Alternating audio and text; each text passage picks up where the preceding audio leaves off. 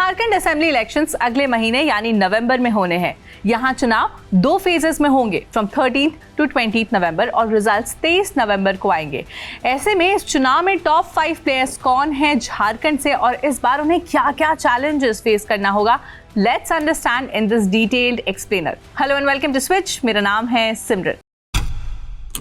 इस लिस्ट में सबसे पहला नाम है हेमंत सोरेन का। झारखंड के मुख्यमंत्री हेमंत सोरेन ने लगभग पूरा कार्यक्रम अपने हाथों में रखा है, बस 5 महीने का समय जेल में बिताने के अलावा, जब उन्हें मनी लॉन्ड्रिंग केस में कैद किया गया था।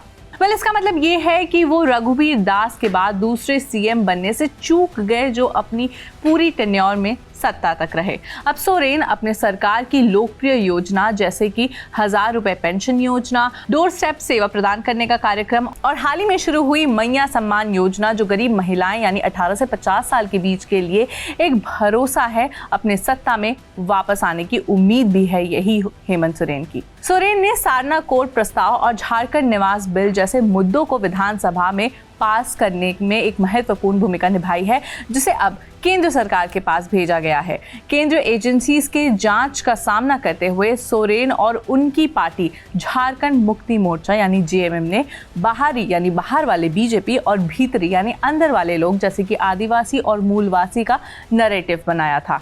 इसी नैरेटिव की वजह से मीडिया रिपोर्ट्स में कहा गया कि सोरेन की लोकप्रियता जेल से भी बढ़ने लग गई और नतीजा हुआ जब इंडिया अलायंस ने 5 आदिवासी रिजर्व पार्लियामेंट्री सीट्स जीती। अब क्या चैलेंजेस है हेमंत सोरेन के सामने? हेमंत सोरेन को अपने नेता की छवि को मजबूत करना होगा, जो अपने पिता शिबू सोरेन के साए से हटकर होगा। साथ ही उन्हें अपने टेन्योर में जमीन पर चल रहे भ्रष्टाचार की छवि से भी मुक्त होना पड़ेगा, जिसे लेकर विपक्ष उन पर हमेशा सवाल उठाते आ रहा है। दूसरे नंबर पर है झारखंड के पहले चीफ मिनिस्टर और बीजेपी के राज्य प्रमुख बाबूलाल मरांडी। एक स्कूल टीचर थे जब उन्होंने आरएसएस ज्वाइन नहीं किया था और अपना राजनीतिक सफर शुरू नहीं किया था। उन्होंने 1998 और 1999 के लोकसभा चुनाव में जेएमएम प्रमुख शिबू सोरेन को दुमका से हराया था।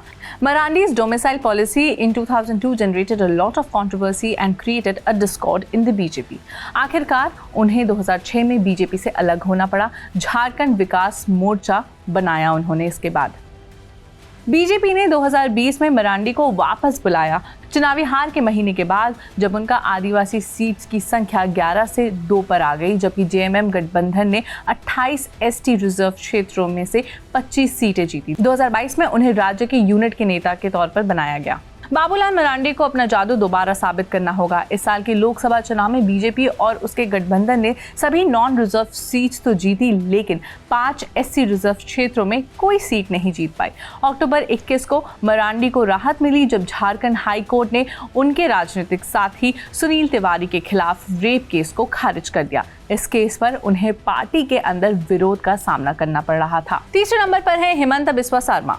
असम के मुख्यमंत्री हिमंत बिस्वा शर्मा ने झारखंड के चुनाव में एक सिंगल हैंडेड नैरेटिव सेट किया है। संथल परगना डिवीजन में घुसपैठियों का मुद्दा उठाते हुए the reason accounts for 18 out of the 28 reserved constituencies and denting the GMM here will give the BJP an advantage. Sharma का बीजेपी में उदय तेजी से हुआ। वो 2021 के असम चुनाव के बाद मुख्यमंत्री बने और नॉर्थ ईस्ट गठबंधन के जीत का नेतृत्व किया। ये पहली बार था जब शर्मा को नॉर्थ ईस्ट के बाहर किसी राज्य चुनाव में खुला हाथ दिया गया है और ये उनके लिए एक बड़ी परीक्षा है। चौथे नंबर पर है चंपई सोरेन। एक किसान परिवार से आने वाले चंपई सोरेन ने झारखंड के अलग राज्य बनने के आंदोलन में काफी पहले से हिस्सा लिया था। उन्होंने 1995 में पहली बार सरायकेला असेंबली सीट जीतकर अपना राजनीतिक सफर शुरू किया। जब हेमंत सोरेन को गिरफ्तार किया गया था तो चंपई सोरेन ने चीफ मिनिस्टर का दायित्व संभाला था, लेकिन फिर हेमंत सोरेन की जेल से बाहर आने पर सीएम का पद उन्हें छोड़ना पड़ा। मुख्यमंत्री पद से हटने के बावजूद जेएमएम नेतृत्व और उनके बीच तनाव बरकरार रहा। आखिरकार चंपई सोरेन ने पार्टी छोड़ दी और इल्जाम लगाया कि उन्हें अपमानित किया गया था। उसके बाद वो अगस्त में बीजेपी में शामिल हो गए, लेकिन हेमंत सोरेन ने कहा कि चंपई ने सीएम की बात सुनने से इनकार कर दिया था और उन्हें सहयोग पैरेलल ट्रांसफर पोस्टिंग का एक नया चैनल शुरू करना था।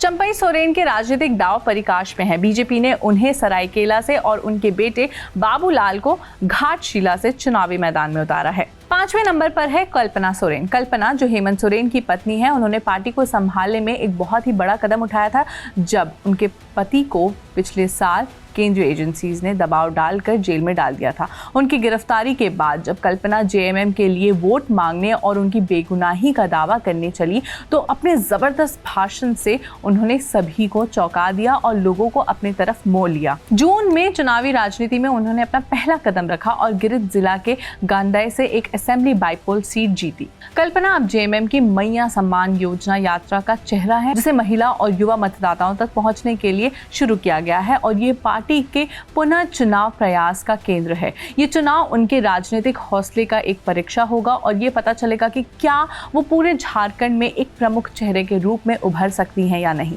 कौन अपना दबदबा बनाएगा झारखंड के चुनाव में, ये तो वक्त ही बताएगा। तब तक आप हमें बताइए कि आपको क्या लगता है, कौन बाजी मारेगा इस चुनाव में। मिलते हैं अगले वीडियो में। Till then keep watching switch.